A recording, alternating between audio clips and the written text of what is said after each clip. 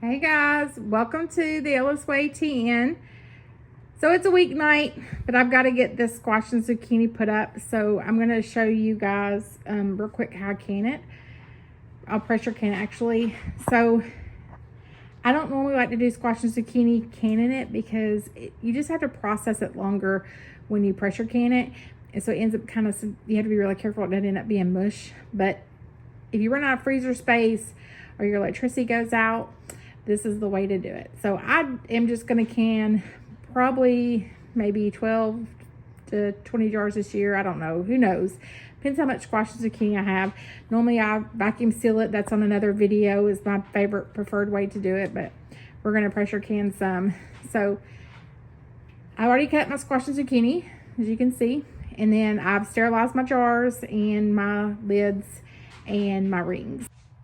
When you pack your squash, you can do like this with it. One of these you can kind of put in there, move it around a little bit. When you add the water, you'll want to do that just to get all the air bubbles up, and make sure you can pack it with more squash above the inch below the rim, but you don't want to do your water. So when it cooks, the squash is going to cook down anyway, so it'll go below your inch desired headspace. But this is just a way to really pack it in there. I usually cut it up in cubes, or I will cut it in halves really thin, just so it packs in there. But you don't want to get it too thin because it will really condense and cook, because it's going to be in the pressure cooker for like 35 minutes.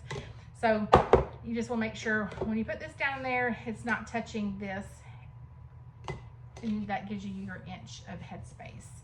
And just really pack it in there. Once you add the water, you might want to go back and pack a little bit more in there, but you can pack it in there really tight. The more in there, like, that's less jars you're going to end up using. So I'll end up going around and kind of really packing it down in there one at a time until I get the desired amount in the jar. Then I'll just fill it with water. You can boil your water first if you prefer. It's up to you.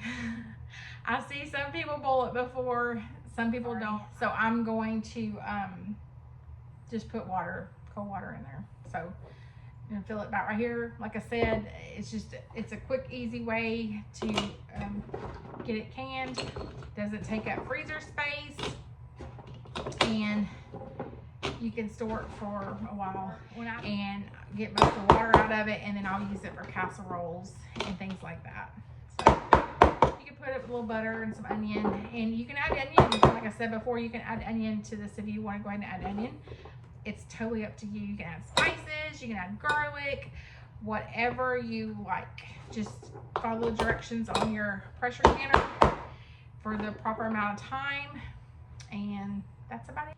Okay, so I have water. This is just a cold pack method. The water is cold. I didn't heat.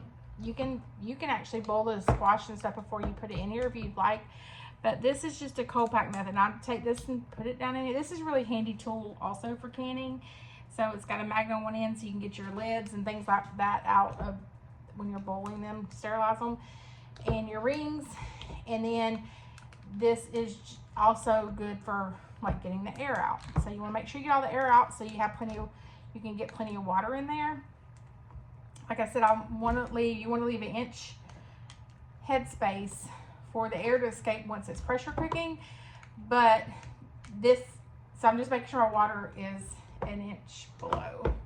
The vegetables will actually cook down, so I overpacked them just a little bit because the zucchini will cook down quite a bit. So I'm good on all this. Let me add a little bit more water to this one.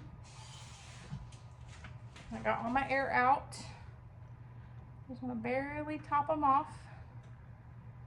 You don't need a lot. And just a little bit more. And I added, like I said, about half a teaspoon of salt is what I added per. It's up to you. Like I said, you can add all your season. You can add tomatoes. You can do it however you want. So this is just how I do it. So clean wet rag just around the tops to clean them, and then you just take your lids. Okay, once you get your rims clean, you're just going to take your lids, put them on. These are all sterilized. And you never ever reuse lids. I just don't do it. That's the whole integrity of canning, is that lid. Most everything revolves around that lid. I actually heat mine to get the rubber a little warm on the inside, so it just gives them a little better seal. But I'm cold packing these today, so really, I still sterilized them and all, but it really doesn't matter then. But normally I try to like keep them hot and the jars hot.